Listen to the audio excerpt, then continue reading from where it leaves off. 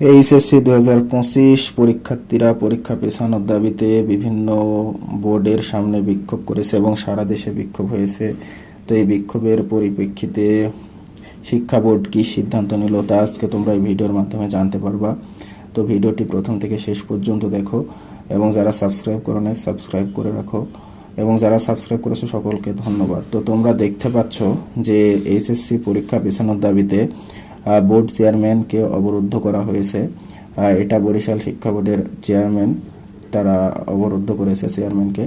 এছাড়াও তোমরা দেখতে পাচ্ছ যে এইচএসসি পরীক্ষা পেছানোর দাবিতে রাজশাহী শিক্ষা বোর্ডের সামনেও বিক্ষোভ হয়েছে এবং এইচএসসি পরীক্ষা পেছানোর দাবিতে বরিশালে শিক্ষার্থীদের বিক্ষোভ হয়েছে। এভাবে সারা দেশে বিক্ষোভ হয়েছে। এছাড়াও ফেসবুকেও বিভিন্ন গ্রুপের মাধ্যমে তোমরা আন্দোলনের ডাক দিয়ে একত্রিত হয়ে বিক্ষোভ করেছো। তো এর পরিপ্রেক্ষিতে রাজশাহী শিক্ষা বোর্ড সহ গোটা বাংলাদেশের শিক্ষা বোর্ড দুটি গুরুত্বপূর্ণ তোমাদের জন্য নোটিশ বা বিজ্ঞপ্তি প্রকাশ করেছো, সেটা তোমরা আজকে জানতে পারবো। তো দেখো, একটি হলো ক্যালকুলেটর বিষয়ে বিজ্ঞাপন বা বিজ্ঞপ্তি, তোমরা কোন কোন ক্যালকুলেটর ব্যবহার করতে পারবা, এবং আরেকটি হলো তোমাদের জন্য কন্ট্রোল রুম খোলা হয়েছে এবং মোবাইল নাম্বার ইমেল দিয়ে দিয়েছে, ফোন নাম্বার সহ। তোমাদের পরীক্ষা 26 তারিখে নেবে যথাসম্ভব তারা। তো প্রথমে দেখো যে ক্যালকুলেটরের নির্দেশনাটা দেখো, তারপরে কন্ট্রোল রুম সম্পর্কে জানতে পারবা।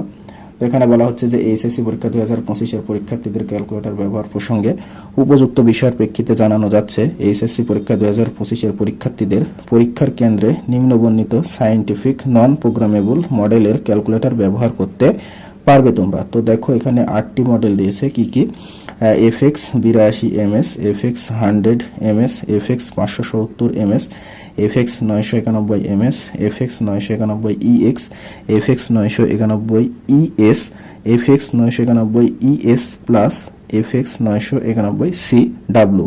উল্লেখিত মডেলের ক্যালকুলেটর ছাড়াও শিক্ষার্থীরা সাধারণ ক্যালকুলেটর ব্যবহার করতে পারবে। তার মানে তোমরা সাধারণ ক্যালকুলেটরও ব্যবহার করতে পারবা। বিষয়টি অতীব জরুরি। এছাড়াও আরেকটি তোমাদের গুরুত্বপূর্ণ বিজ্ঞপ্তি দিয়েছে, সেটি হলো এইচএসসি সমমান পরীক্ষা 2025 উপলক্ষে ঢাকা শিক্ষা বোর্ড কর্তৃক কন্ট্রোল রুম খোলা হয়েছে এবং কন্ট্রোল রুমের ফোন নম্বর, মোবাইল নম্বর ও ইমেল ঠিকানা সর্বসাধারণের অবগতির জন্য মিডিয়ায় সম্প্রচার প্রসঙ্গে একটি তারা বিজ্ঞাপন দিয়েছে। তো দেখো এখানে বলা হচ্ছে, উপযুক্ত বিষয় ও সূত্রের প্রেক্ষিতে জানানো যাচ্ছে যে আসন্ন এইচএসসি ও সমমান পরীক্ষা 2025 আগামী 26 জুন 2025 থেকে শুরু হচ্ছে। তার মানে বুঝতে পারছো তোমাদের পরীক্ষা 26 তারিখ থেকে শুরু হবে।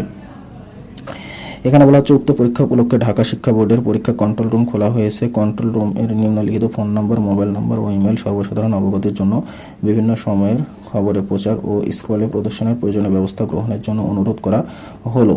তার মানে এখান থেকে বোঝা যাচ্ছে তোমাদের পরীক্ষা 26 তারিখেই তারা নেওয়ার প্ল্যান করেছে। তো তোমাদের যে সময় আছে তোমরা সময়টুকু কাজে লাগাও, ভালোভাবে পড়ো। তোমাদের জন্য শুভকামনা রইল। ইনশাল্লাহ তোমরা সবাই A+ পাবা।